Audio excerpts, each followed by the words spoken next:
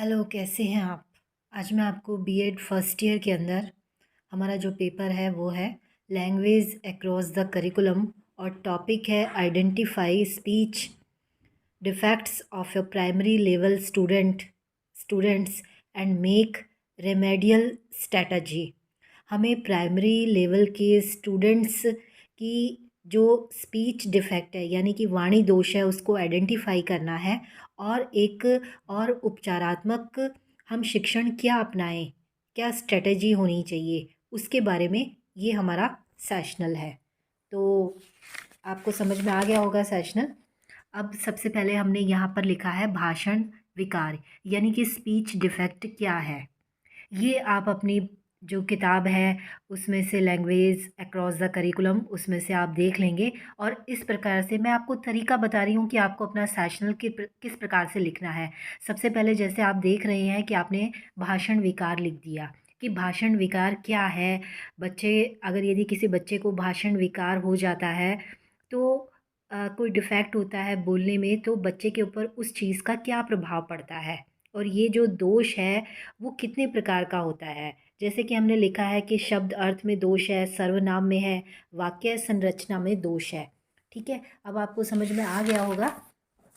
फिर हमने विकार के प्रकार लिख दिए कि जो वाणी का जो दोष है, विकार है, उसके क्या प्रकार है।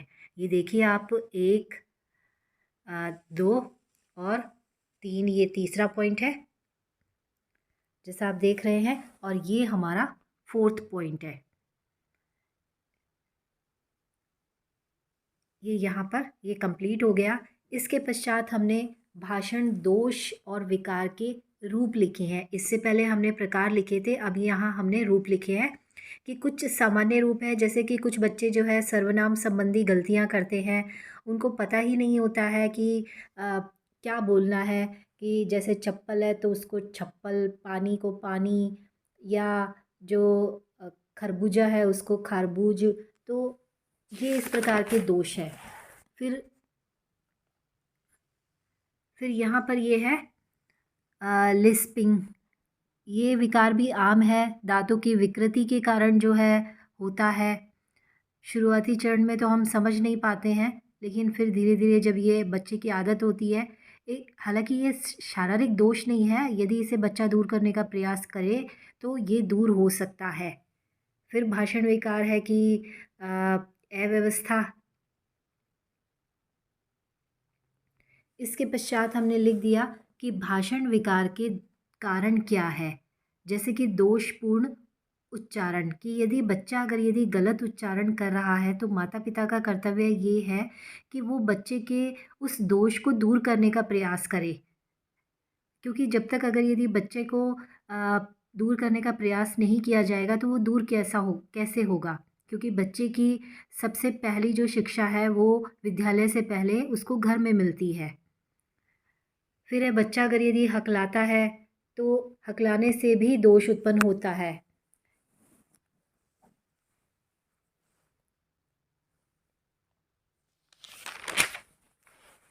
फिर उसके पश्चात है तुतलाना। कई बच्चे जो होते हैं वो तुतलाते हैं, मतलब सही तरीके से वो बोल नहीं पाते हैं। शुरुआत के जो वर्ष होते हैं जैसे कि 2 से 4 या 5 वर्ष तक के बच्चे तुतलाते हैं, लेकिन उसके पश्चात जो है धीरे धीरे वो तुतलाना कम हो जाता है। इसके लिए ज़रूरी ये है कि माँ बाप जो है प्रयास करें। इसके पश्चात हमने अपने अलग अलग लिख दिया है कि कई बार क्या होता है, अंगों की विकृति होती है, जीभ की बंधी हुई स्थिति होती है, या दोष दांतों में होता है, होंठ या जबड़े के अंदर होता है। तो ये कुछ शारीरिक कारण होते हैं। कई बार जैसे धीमी गति से परिपक्वता, शिक्षा नहीं है पर्याप्त, पर्यावरण सही नहीं है, ये सारी चीज़ें भी विकृतियों को जन्म देती हैं जिनसे कि वाणी दोष हो जाता है। यहाँ हमने जो है वाणी दोष आप देखिए ये हमने अ, बताए हैं, जैसे कि आप देख रहे हैं अलग अलग हमने और लिख दिया है। फिर उसके पश्चात हमने वाणी की त्रुटियाँ लिख दी है। वाणी की त्रुटियाँ क्या होती है, कुछ वाणी की त्रुटियाँ जैसे अप्रत्यक्षण या अकर्म।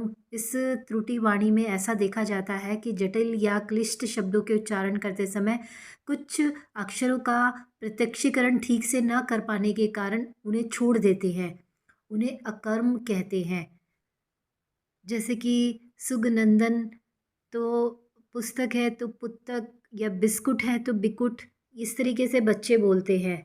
अंतर परिवर्तन यानी कि इंटरचेंज। इंटरचेंज क्या है? शब्दों के उच्चारण में अक्षरों का स्थान बदल देते हैं। मतलब जो चीज़ बाद में आनी चाहिए वो पहले आ जाती है, और जो पहले आनी चाहिए वो बाद में आ जाती है। जैसे अनिल के स्थान पर अलिन का उच्चारण, स्कूल के स्थान पर स्कूल का उच्चारण, राजस्थान के स्थान पर राजस का उच्चारण, चेकोस्लोवाकिया के स्थान पर कोचस्लोवाकिया उच्चारित करना। ये इस प्रकार से कुछ उदाहरण है कि हम जो शब्द पहले आना चाहिए उसका बाद में उच्चारण करते हैं। ठीक है, उसके बाद है स्थापन। इसमें क्या होता है, इस प्रकार की वाणी त्रुटि में प्राय बच्चे जो है अक्षरों के स्थान पर एक नवीन अक्षर जोड़ देते हैं। जैसे चादर के स्थान पर आदर कहना, बेवी के स्थान पर वेब, और ट्रेन के स्थान पर टेन कहना। जैसे कि मैं अगर यदि अपना उदाहरण बताऊं, मेरे घर में मेरी बेटी मूंगफली को मुश्कली के नाम से उच्चारण करती थी, लेकिन धीरे धीरे जो है फिर उसने मूंगफली जो है सही बोलना शुरू कर दिया।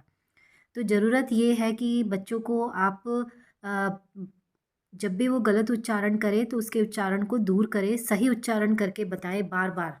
और भाषण, जैसे कि अब हम देख रहे हैं कि भाषा दोष दूर करने के उपाय क्या है। सबसे पहले तो वही है कि माता पिता और परिवार के सदस्य करेंगे, क्योंकि स्कूल से पूर्व जो है अ, जो प्रारंभिक चरण होता है बच्चों की आदत का, वो परिवार ही होता है। परिवार में ही रहकर बच्चों में लगातार और निरंतर सुधार हो सकता है, और इसके जो भाषण दोष है या वाणी दोष है उसको दूर किया जा सकता है। अगर फिर भी नहीं हो तो स्पीच थेरेपी है, बार बार उसको बोलने का प्रयास करवाना चाहिए, ताकि उसकी भाषा जो है उसका उच्चारण सही हो, और भविष्य की जो जटिलता है उससे हम बचाने का उसको बच्चे को प्रयास करें। ठीक है, फिर उसके पश्चात अब आती है अध्यापक की भूमिका। तो अध्यापक की भूमिका में सबसे ज़्यादा जो भूमिका होती है वो भाषा अध्यापक की होती है। भाषा अध्यापक के लिए आवश्यक है कि वो जैसे ही बच्चा गलत उच्चारण करे तो उस उच्चारण को सही करके बताए।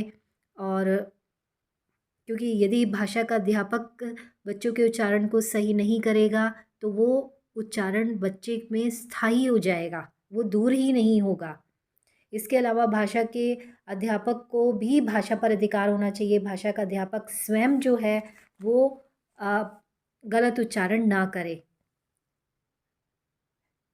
ठीक है, इसके अलावा भाषण की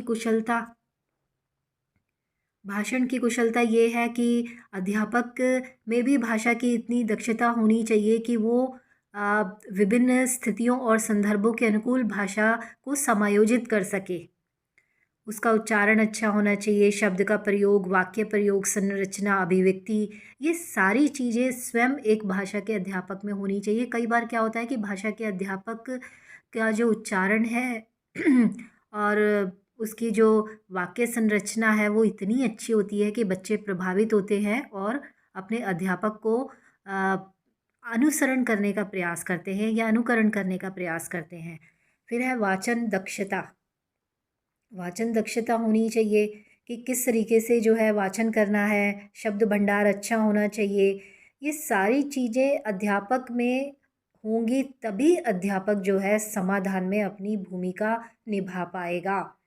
फिर लेखन कुशलता भी है कि लेखन कौशल पर अध्यापक का अधिकार होना चाहिए। फिर है भाषा वैज्ञानिक कुशलता, जैसा आप देख रहे हैं। फिर है उसके पश्चात भाषा के साहित्य तथा इतिहास का भी ज्ञान होना चाहिए।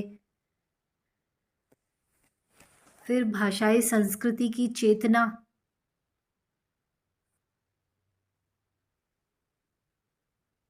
क्योंकि जब तक हम भाषा की संस्कृति को नहीं समझेंगे तब तक हम भाषा को नहीं समझा सकते। समझाने के लिए आवश्यक ये है कि स्वयं भी जो है पूरा विस्तृत ज्ञान होना चाहिए भाषा के अध्यापक को। फिर है मनोवैज्ञानिक सिद्धांतों का ज्ञाता होना चाहिए वो, कि बच्चों से किस प्रकार से बात करनी है, बच्चों के व्यवहार में किस प्रकार से परिवर्तन लाना है। ये सारी चीज़ें मनोवैज्ञानिक सिद्धांतों का ज्ञान होने पर ही संभव है। शिक्षण विधियों का, शैक्षिक तकनीकियों की अध्यापक को जानकारी होनी चाहिए।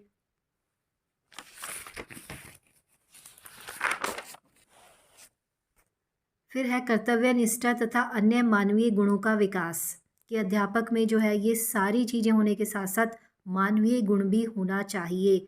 यानी उसमें दृढ़ निश्चय होना चाहिए, सहानुभूति, स्नेह, धैर्य, ये सभी चीज़ें होनी चाहिए।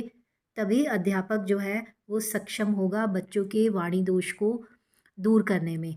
Thank you. मुझे विश्वास है कि आपको समझ में आ गया होगा। यदि आप किसी और टॉपिक पर अगर यदि चाहते हैं कि सेशनल हो तो प्लीज़ आप मुझे मैसेज करें। Thank you.